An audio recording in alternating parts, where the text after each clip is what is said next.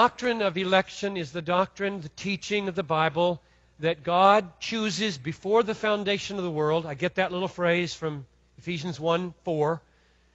Before the foundation of the world, who will be rescued from sin through faith and thus undeservingly be saved, and who will not be rescued from continuing in their rebellion, and therefore who will deservingly perish.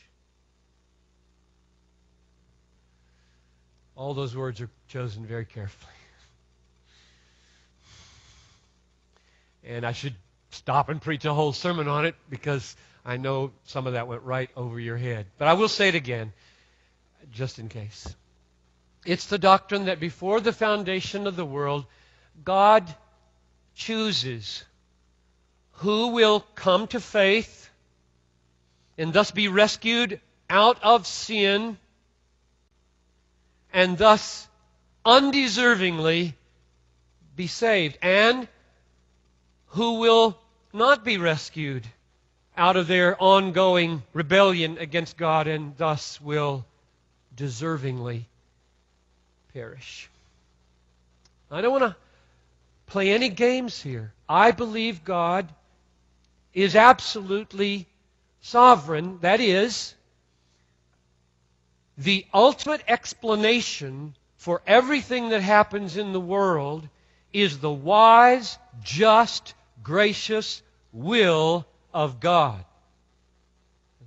I don't want to say it any more clear than that, because I can't say it any more clear than that. We are not God. I take that to mean my will never is the final, ultimate, decisive explanation of anything that happens in the world. God is God. I am not. I don't control Him. I don't manipulate Him. I don't provide the final, decisive explanation for anything in the world.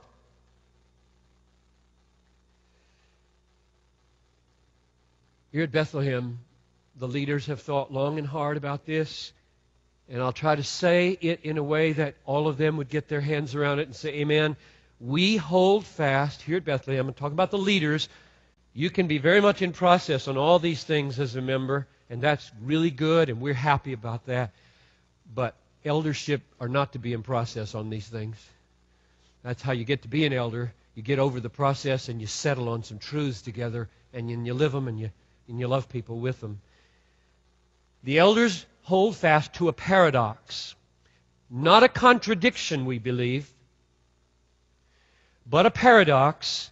God is sovereign, absolutely, and all human beings are accountable for their universal guilt,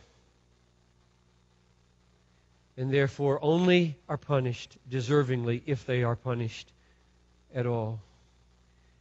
Which means for those of us who trust Christ that our salvation is owing to nothing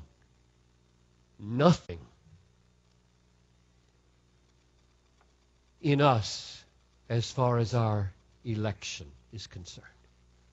We must believe, but we were elect long before we did that.